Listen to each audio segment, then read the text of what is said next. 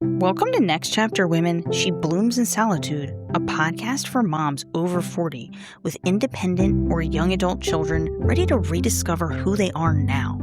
I'm Jess Bordas, joined by my co-host Maureen Mansi, and each week we'll uncover how to heal, grow, and reconnect with your inner strength through intentional alone time, emotional wellness, holistic care, and powerful mindset shifts so you can define your identity and reshape what middle age means for you. As certified mindset and identity coaches, holistic practitioners, and moms navigating midlife ourselves, we're here to walk with you. Join us in using solitude as the foundation to bloom again. Okay, hello. Welcome to another episode of Next Chapter Women, She Blooms in Solitude, the podcast. I am joined by my co-host, Maureen, and we are so happy to have you here. Today's episode is Top 3 Mistakes Empty Nest Moms Are Making. If you're a mother that was super, super hands-on and you gave your all to your children, and now they're grown up, they're independent, maybe they left for college, maybe they didn't, maybe they're still living at home, but they're all grown up, there's chances that you are living a life with at least one of these 3 limiting beliefs. And in today's episode, we're going to break down how these false narratives are preventing you from stepping confidently into the woman that you are meant to be. And we're also going to show you some action steps that you can take to activate your next chapter identity. So we will get right into it. Mistake number 1, clinging to the mom identity. And that basically looks like, hey, I don't know who I am without being a mom. So I keep clinging to the role that I know, which I feel is something that you would naturally do when you've been a mom for so long, almost 2 decades, and this is the identity that you naturally developed. Of course, you're going to cling to what you know. Why is this a problem? Well, it's a problem because it's keeping you stuck in the past instead of shifting into a new and aligned chapter. So emotionally, sometimes this can show up as emptiness. It can show up as guilt for wanting something more. It can show up as confusion about who you are now. I know that really happened to me, the confusion about who I am now, that part. And yeah, what do you think about all that, Maureen? Like talking about why it's a problem to be stuck and clinging to that mom identity that you naturally had for so long, but your role has changed. Right. So again, it's who you have been for almost the last 2 decades. So that's something that you've just every day you wake up, you're a mom, you're a parent, you're helping your kids, you're supporting your kids, whatever they're doing, you're making dinner, you just step into that role of your motherly duties. And for me, it's to the point where like you feel like you lose your purpose when that part of you is over. And you're like, what do I do? Like that's all I know. So I believe that you can definitely have a new identity because you have to create that for yourself. But it's using tools or learning tools to get you to do and be that next chapter person. Because you have to know your worth. You have to know you're worth it. Because you have a long life to live still now that your kids are up and grown and doing their own thing. Yeah. And I don't know if any of the people listening, are like me, but when I talked about this in a different episode, is the feeling of success for me wasn't measured by my income or certain jobs that I had. I felt that being a success would be achieved by being an amazing mom. And when I felt that I was, being an amazing mom, I felt successful. Like that's just, So then all of a sudden, fast forward to your kids are like their senior year of high school or whatever part of high school, or they turn 18, they're still living at home, or they go off to college. And it's like, okay, now what? It can be very confusing because you're talking about something like complete reinvention of yourself. And reinventing yourself or rediscovering yourself, it's called that for a reason, because you're going to try to tap into parts of, like, let's look at two things.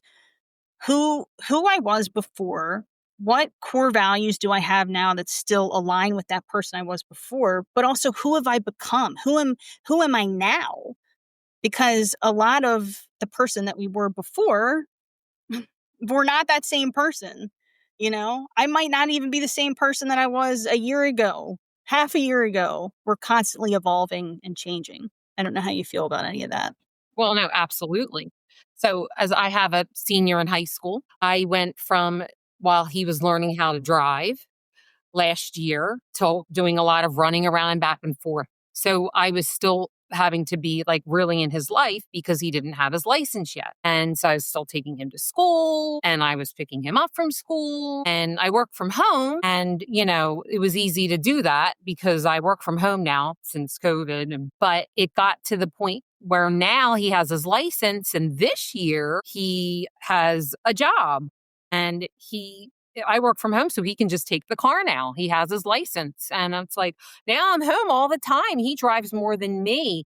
So I was feeling at a place where it was like, oh, I need to get out because I was so used to doing all that running around for him. And then I realized that now, because I have done some work with going through this, that I feel okay with him doing it. He's independent and it's actually helping me out because I'm not doing all the running around that I was used to.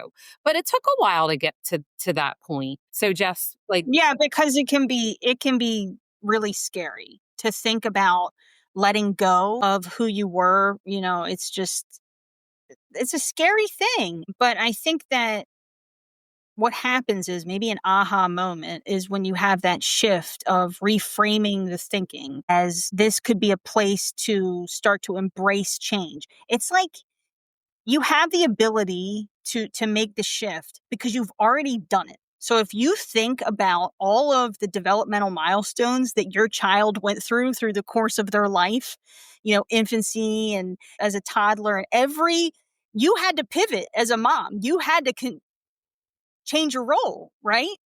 So this is really just an extension of this, and it really is in how you see it. So using it as a time to embrace change and as an opportunity to get back to yourself, to reconnect with yourself, to that person that you had to put aside and that you put up on a shelf because that's what we do. That's just how we are as moms. right. You're becoming a separate person from them. You are separate from them, but you're becoming independent because they're becoming more independent.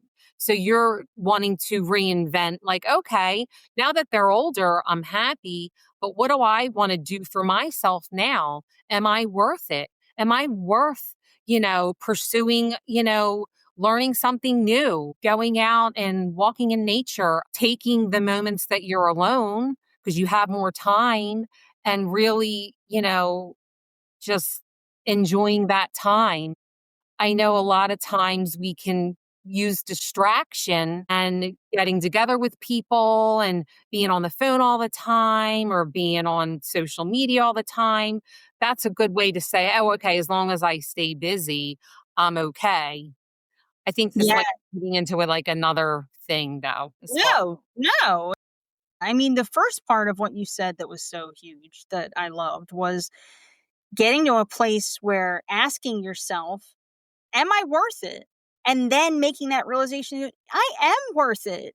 This is our time. It can be very empowering, but it's like you said, in order for it to be empowering, you have to come to a place of where we talk a lot about in our work that we do. Our business is all centered around solitude and the beauty of solitude and how that lets you build connection to yourself. So, what we're trying to say is that these are things that naturally happen because of your role as a mom, but there are ways that you can start to feel better once your kids are older. There's ways to address this. Yes, absolutely. Sorry, go ahead. No, it involves getting back to you and what's important to you before you took on that role as mom, because you're change as a mom and everything becomes about your children. And it's so easy for us to say, you always put your child first, or, I never put myself first. But you have to get to that, back to that place where you say, no, I have to put myself first in order to live my best life. I have to know my worth. And your kids now will if they love you and they know the work you did, they're going to be happy that you're doing something for yourself, and that they're happy that they're getting on their own, and that you're doing something for yourself now, separate from them. That is a healthy way of being in a child parent relationship, Very, very healthy way. and not selfish at all. Not selfish at all to feel No, that way. because you are worth it. And once you start to let go, reframe the thinking, okay, I'm still mom. I'm still mom, but I'm showing up differently now as mom. And just to think to yourself that you've already done this multiple times before as your kids have been growing. But the best part, I think, of letting go or learning to let go, because it doesn't just happen at the snap of fingers, it's a process that you learn to let go, is you'll see that you become emotionally lighter. And then that's a place where you become free to start doing this work on the inside. So what we're saying is that a new identity, that sounds like a lot of pressure. Hey, you got to come up with a new identity. Right. Goodness gracious. Okay. What the heck does that mean? And don't go Hmm. on social media to find it. Do not go on social media to try to figure that out, Mm. because that's going to make it worse. You start comparing yourself. You start looking at their transformations. We weren't on social media. I got on it recently, and it's because of this business. And I mean, that Trisha. is not nice to help you try to find your new identity. Okay. But a new identity isn't really what we're talking about, is not replacing motherhood. It's not replacing anything. We're just talking about expanding into this part of yourself that was put on pause. That's what we're talking about here. So, Yeah, if anything absolutely. to add to that, I mean, I'm going to go back to, but it all starts in here. Has to start here. Well, how can you get there, right? It's making room for you to get quiet and realize, like, hey, I'm worth it, because everything works inside of you, inwardly, and then the outer stuff can come. But you got to do some soul searching, some listening, in the quiet moments that you allow yourself, that you give yourself permission in, however that looks like for you. Whether it would be, sitting in a room, in a quiet room, or putting on a meditation, or going out in nature and just listening to nature, or journaling and reflecting on all the good, and just really getting back to what's important to you as a person, and separate from your. you're going to discover that along the way. What's important to you. It's not Mhm. like you're just going to meditate once and go like, "Oh, I haven't." But I feel like we're so pressured when it comes to that, to figuring out who we are, to be on everyone else's timeline. It's just easy to get caught up. But I think that this is a good point to lead into mistake number 2, which I know that we'll speak very passionately about, which is thinking that a new hobby, just getting a new hobby, is going to fix this problem. Okay. So thinking, hey, maybe I'm just going to sign up for this class. I'm going to take an extra class at the gym. I'm going to work overtime, and this is going to be the new me. You just got to stay busy. I got to get this gym membership going. Like hobbies aren't the problem. That's fine. You can have hobbies. This is part of self-discovery. But what that truly is doing is adding in activity, not identity. And this goes back to what you were talking about distractions. Exactly. So when we're looking for something outside of ourselves again, whether it's, joining a new gym class, or uh, going out to dinner with friends 2 times a week, or working overtime. You're literally just burying the real problem here. Being busy isn't finding yourself and finding true joy and purpose. That's not it. That's just covering it up, brushing it under the rug. Yes, yes, so true. It's treating a symptom, whether that be like, I'm bored, I'm restless, I'm confused. It's not going to that root cause. I don't know if that is where you're Right. going with that. Yeah. I mean, when we're never going to get to the root of how we're feeling and where we want to go and how we want to have a fulfilled life if we always just keep busy, keep busy, keep busy. If we're trying to find our next chapter, it's again getting back to the heart of who we are before, we had kids. I mean, I'm not saying, like, we're not saying that, your kids aren't important. I'm always going to be a mom. But what is your true happiness after you've done your work with your children? And does it mean like getting busier? I guess it's different for everybody depending on what you're influenced by on a regular basis, or what you allow in your life to get you to think what's important, right? I mean, I know for me, less distraction is better. I don't go on social media a lot. I don't watch the news. I spend a lot of time by myself, just without a lot of things around me influencing my thoughts, my thought processes, or something, because we're so in this world, especially in the social media world, we can be so influenced by everything we're looking at regularly.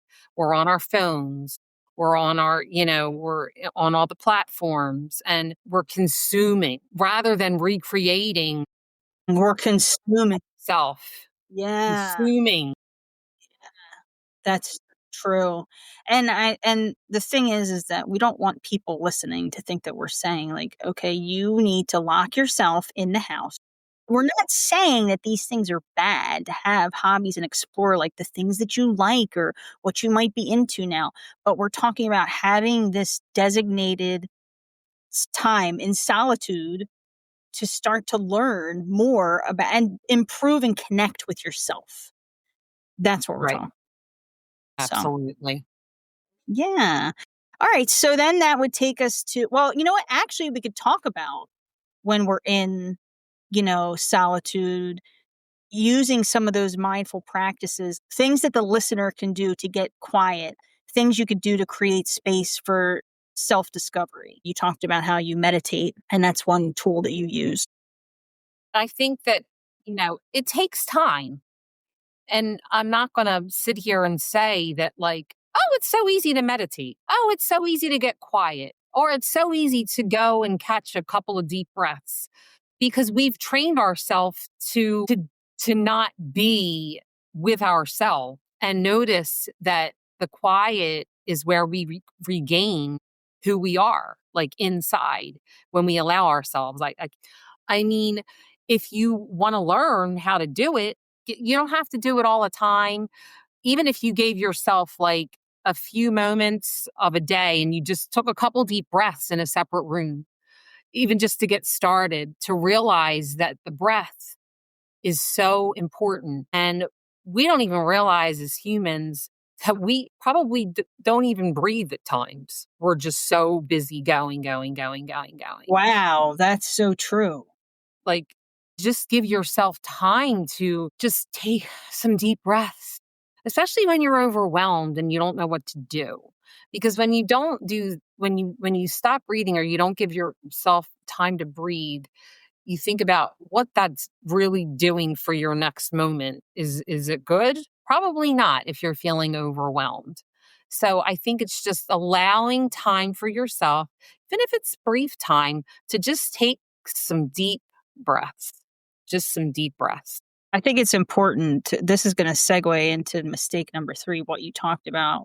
You said the words, you you have to train yourself. So this is something that you and I have in our journey have both worked on for a long time. I'm talking about years. It takes you a while to Right. train yourself, which leads into mistake number 3 is believing that you've got to reinvent yourself. Let's just say, for instance, you don't have to be in this situation. Like your kids can still live at home, but let's say your kid goes off to college and now they're out in their dorm and there's nobody around and you're just kind of twiddling your thumbs. It's just like, this isn't something that, it doesn't have to happen overnight. It doesn't have to happen in 6 weeks. It's not going to happen. We want to microwave a miracle. We want to plant a seed and then pick a harvest in 2 weeks. Like, I'm guilty of that. We all want instant gratification, but Yeah. Yeah, I mean, absolutely. And to your point, Jess, it doesn't happen overnight. Anything worth having and wanting for yourself takes time. And then when you get into a groove of living a new life with, realizing that you're putting yourself first with, breathing and meditation and getting quiet and realizing solitude's different than loneliness and not having to be around distractions all the time. And you're going to start realizing that it brings out like this totally new part of you that's happy. And but with all the tools that we have incorporated in our lives over the past, 4 and 5 years, like, we keep them going every day. It's maintenance. You don't just say, "Okay, yes. I'm in this great place now. Now I'm gonna stop doing what I'm doing." No, it's work, and you're worth it, and that's gonna keep the momentum going for you to have this happy life once you start creating these new things for yourself that bring you back to here, and to you. And Yeah. it's a lifestyle change. It's like eating. It is a lifestyle change. It's like, okay, I won't lose all this weight and I lost weight and now I lost the weight and I can just go back to eating. No, it's maintaining. You have to live your life that way. It's a lifestyle change. But aren't you worth it? Isn't Yeah. your inner soul worth it to keep it You have going? to sometimes you need to hear it though. You need to hear this Mhm. sometimes from other people. Like, I know it's helped me personally because you keep me grounded. Because I think that that's something that, like, as highly driven, highly, like, motivated person and always looking towards that end game and you've helped me a lot to embrace, like, just the right now and just it's okay to slow down. Sometimes you need people to give you Mm. permission. Yeah, right. You Yeah, absolutely. And I feel just too like some mornings I wake up and I'm in my 50s and I'm just like, I need motivation. Sometimes my mind, right? Because as human, because we are spiritual beings living in this human world, right? So we're spiritual beings having a human experience. So each day I'm not going to wake up and say that every day is perfect for me because I mean, I work hard to renegotiate negative thinking in my brain. If I can't do it myself, I'll darn sure put on some affirmations that can help me Yeah. my mindset. YouTube. I mean, you can pull up anything. I mean, I'll do that. Like, I kind of wake up and say, what do I need today? What do I need spiritually today that's going to help me with where my mind is right now? And I kind of just go with what I feel is going to work for me. So it's normally affirmations, or I'll do a morning meditation with the stretch quick. And then I'll be like, I need yoga today. I need to do Yeah. breathing on my yoga mat. Every day looks different with the practices. It's where I feel for me where I am in my head that day. And that's what you can do for yourself. Where are you each day you come to when you wake up in the morning? Because every day is Yeah. I mean, also outside of the, meditating piece, I know walking has been a huge part of our journey and is a massive tool that we've used for self-discovery and healing. Walking everywhere, all the time, have to get this steps in.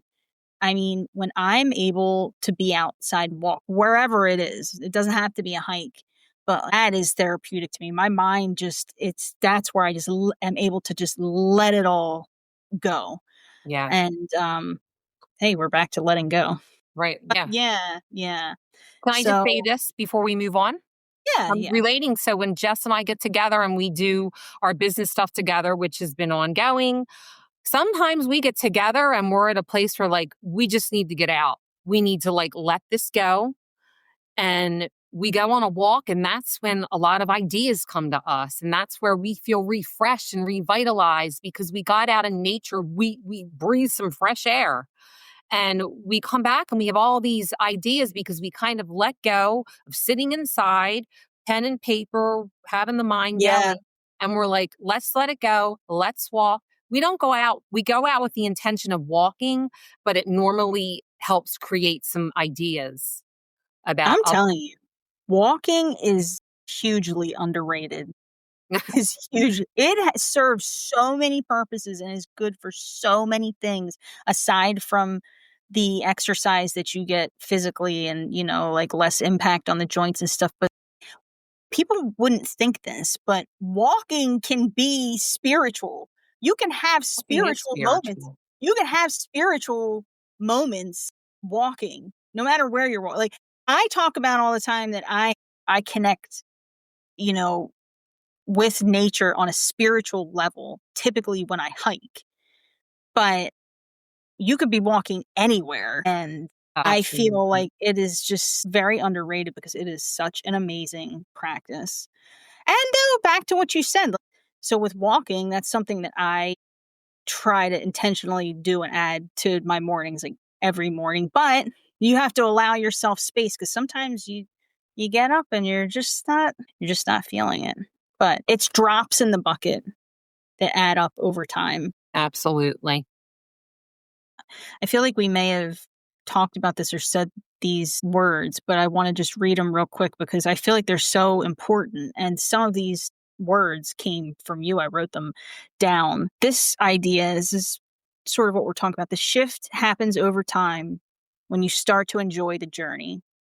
It's not something that you can force or predict. And when you intentionally remove distractions and incorporate specific tools and strategy, you start realizing that the shift is happening around you. Like, I love when you say that. I love that statement. The quiet lets you see the gifts around you that you didn't appreciate before. It starts with the internal work.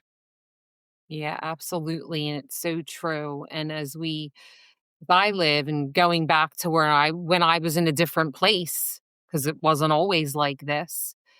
You always looked for everything outside of yours. I've always looked for everything outside of myself to help bring me self satisfaction and acceptance. And until I Yeah. started to go inside and really just because everything comes from here, everything magically just started to change around me. And I wasn't looking for the outer stuff anymore to help make me feel validated as a person. I started to do that myself. I realized I was worth it. And with much work over the years, again, it's not something that happens overnight and magically. That's why this last thing is like, it doesn't happen overnight. And that's okay. And it's okay. Absolutely. Yeah. I love when you talk about that. And I love when you tell me that because sometimes I need to be reminded of that. That helps me a lot. So I feel like that's the majority of what we wanted to bring to you today about top three mistakes. Is there anything that you would like to add to any of this, Maureen? Yeah. I just to wrap it up, if you know you're worth it, it's worth discovering the things that have helped us grow into the women we are. So, I mean, we would love to help you elevate you into your next chapter. If that's something that, you feel you're worth. We know Yeah. you're worth it. Do you know you're worth it? Yeah, that's wow. It's so powerful. I mean, just like you said, if this sounds familiar in any way, I mean, first of all, know that you're not alone. Like we felt these things, we feel them.